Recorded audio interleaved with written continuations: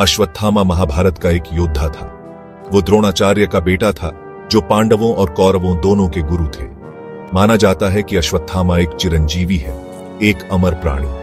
कहते हैं उसके माथे पर एक मणि है जो उसे डर और थकान से बचाती है। कुरुक्षेत्र युद्ध में अश्वत्थामा कौरवों की तरफ से लड़ा। वो एक भयंकर योद्धा था जो शस्त्र विद्या में माहिर था।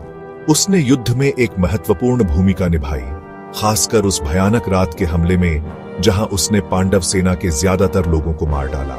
हालांकि उसके कर्म अक्सर बदलाव और क्रोध से प्रेरित थे। इसी वजह से उसने द्रौपदी के बेटों की हत्या जैसे भयानक काम किए।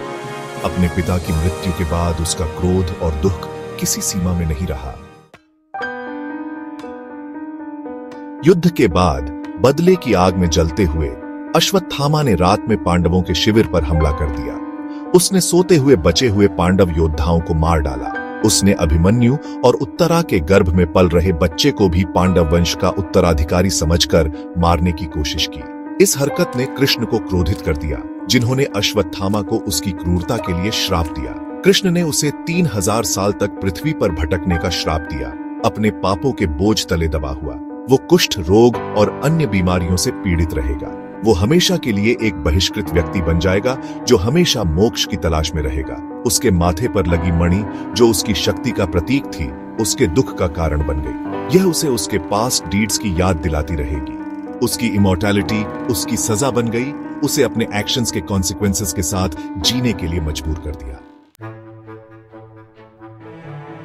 श्राप के बावजूद अश्वत्थामा के अस्तित्व के बारे में कई कहानियां और किंवदंतियां हैं।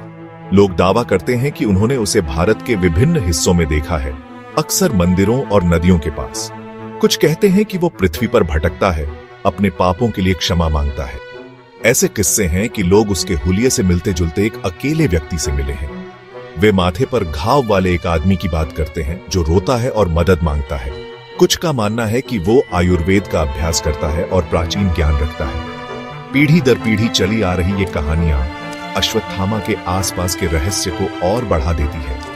ये डर, जिज्ञासा और अनदेखे में विश्वास के मिश्रण को दर्शाती है, जो लोगों को आकर्षित करती रहती है। अश्वत्थामा का अस्तित्व बहस का विषय बना हुआ है। कुछ इसे लोक कथाओं के रूप में खारिज करते हैं, जबकि अन्य इसे प्राचीन कहानियों की स्थायी शक्ति के प्रमाण के रूप में देखते हैं।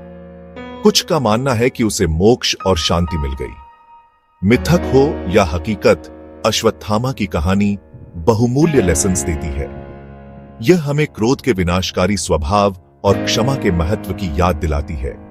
यह विश्वास की शक्ति और उन रहस्यों पर भी प्रकाश डालती है जो मानव जाति को इंट्रिग्ड करते रहते हैं। क्या अश्वत्थामा अभी भी जीवित है? इसका आंसर समय के गर्त में खो गया है। एक ऐसी कहानी जो सदियों से गूंजती रही है।